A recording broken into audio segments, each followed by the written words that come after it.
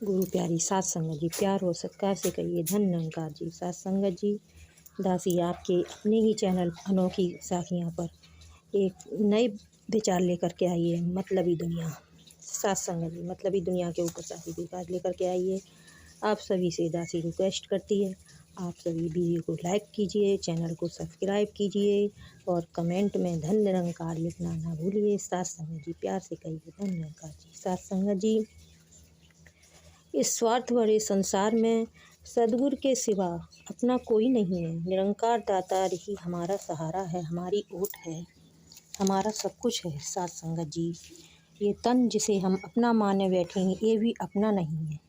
अगर ये अपना होता तो क्या ये बीमार पड़ता, दुर्बल होता या बूढ़ा होता? सात संगत जी, ये तो न जाने कब धोखा दे जाए, कब श्वासें रुक जाएं, पता ही नहीं। इसका पता तो इस ईश्वर को ही है।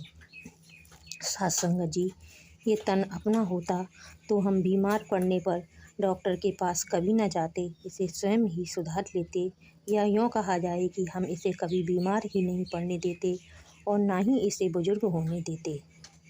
सात संगत जी, हमको हमेशा इसे जवान ही बनाए रखते, नहीं इसे मरने देते। ये तन हमारा अपना ही है ही नहीं, लेकिन अहंकार बस हम इसे अपना मान बैठे हैं।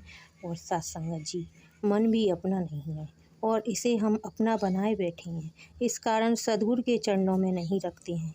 ये मन यदि हमारा होता तो ये चलायमान कभी भी ना होता और ना ही इधर उधर भागता और ना ही इच्छाओं को बढ़ावा मिलता। सात संगत जी, फिर तो हम इसे घोड़े की तरह लगाम लगाकर काबू कर लेते। सात संगत जी, यह मन भी सद्गुरु के चरणों में लगाकर काबू पाता है, वरना हमारी कोई औकात नहीं है जो इसे हम काबू कर सकें। ऐसे ही सात संगत जी, धन भी हमारा नहीं है। इसी को भी आज अपने दासी को आज अपने पिता की एक बात याद आ गई। सात संगत जी, बचपन में पिताजी कहा करते थे कि जान भगवान की और माल सरकार का, जब चाहे जब ले तब ले ले। सात संगत जी, धन भी हमारा होता, सात संगत जी, धन भी हमारा होता तो हम इसे डॉक्टरों को कभी नहीं देते और ना अंत समय इसे अपने अंत समय से अपने साथ लेकर जा पाते। सात संगत जी, लाभ हानि, जन्म मरण, यश अपयश सब विधि के हाथ है। इस भरी दुनिया में इस भरी दुनिया में सद्गुरु के सिवा कोई साथी नहीं है।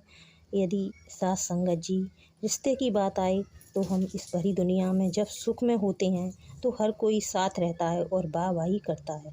जब थोड़े कष्ट और मुसीबत में हम आ जाते हैं तो सब किनारे कर लेते हैं। ऐसे दूर दूर हो जाते हैं कि कोई पहचान ही नहीं है।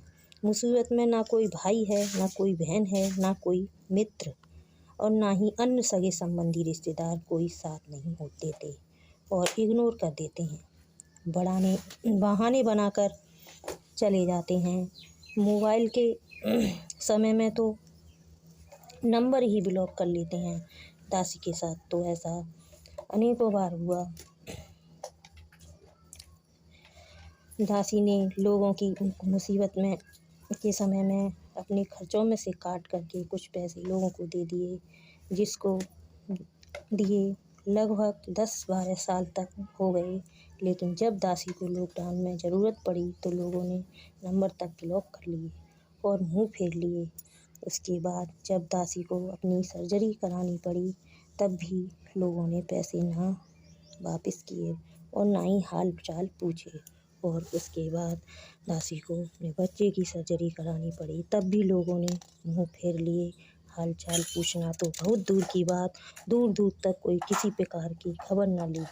संगत जी, सद्गुरु की कृपा से सर्जरी जैसे तैसे हो गई। दासी ने कुछ लोगों ने तो यहाँ तक कहा कि अब कहाँ से पैसे आ गए, जो सब काम हो गए। सात संगत जी, सत्य की राह पर चलने वालों को सद्गुरु कहीं ना कहीं से सहारा दे ही देता है। तो सात संगत जी, दासी यही कहेगी कि यह मतलब भरी दुनिया में सद्गुरु निरंकार के सिवा कोई सहारा नहीं है। सात संगत जी, हमें हमेशा सेवा, सिमरन और सत्संग पूर्ण विश्वास के साथ निरंतर करते रहना चाहिए और हमेशा इस दातार का शुक्रिया अदा करना चाहिए। इस दातार का जितना भी शुक्रिया अदा किया जाए वह कम ही कम रहेगा और हमेशा हम सद्गुरु के ऋणी रहेंगे। साथ संगत जी प्यार से कहिए धन्यवाद जी।